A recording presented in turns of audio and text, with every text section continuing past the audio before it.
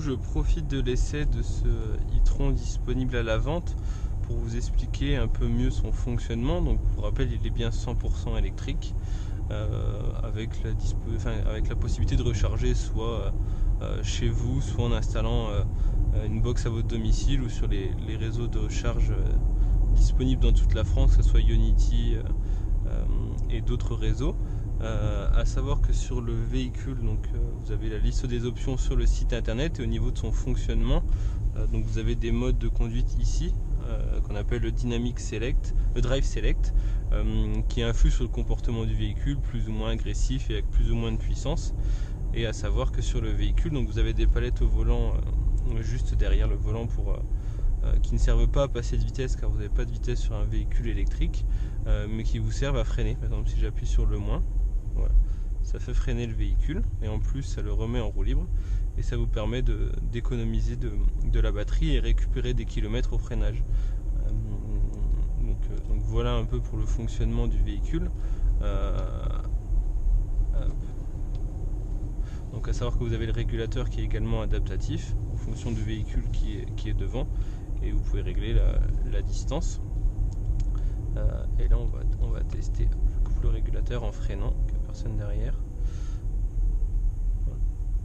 Ça freine quasiment totalement le véhicule sans appuyer sur le frein. Quand on appuie sur le plus, le véhicule repasse en roue libre.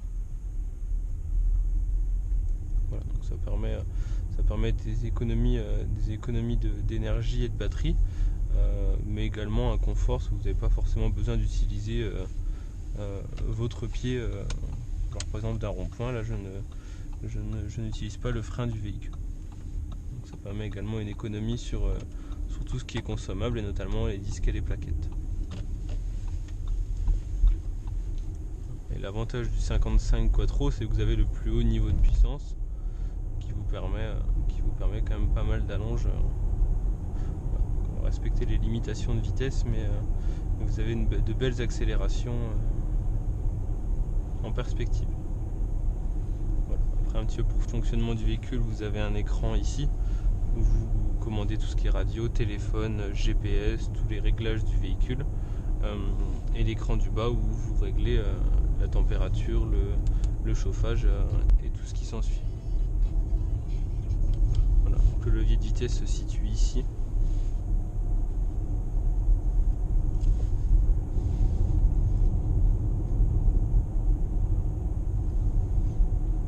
Le véhicule bénéficie également des feux automatiques, c'est-à-dire que la nuit il va s'adapter en fonction du véhicule qui est en face de lui, soit en feu de croisement quand il y a un véhicule devant vous ou que vous allez croiser, et dès que le véhicule signale qu'il n'y a pas de véhicule en face de vous, ça se met automatiquement en feu de route, voilà, en plein phare. Et ça c'est pareil, dès que vous croisez une voiture, ça se remet en feu de croisement et ça se remet en plein phare automatiquement. Donc il bénéficie également de tout ce qui est maintien dans la voie, freinage d'urgence, ça vous avez toutes les aides à la conduite sur le véhicule.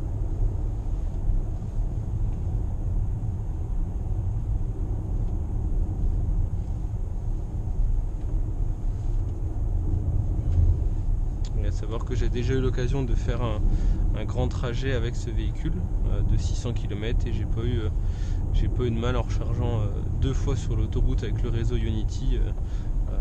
À titre de comparaison, j'ai mis 3/4 d'heure de plus que le temps qui était annoncé par le GPS.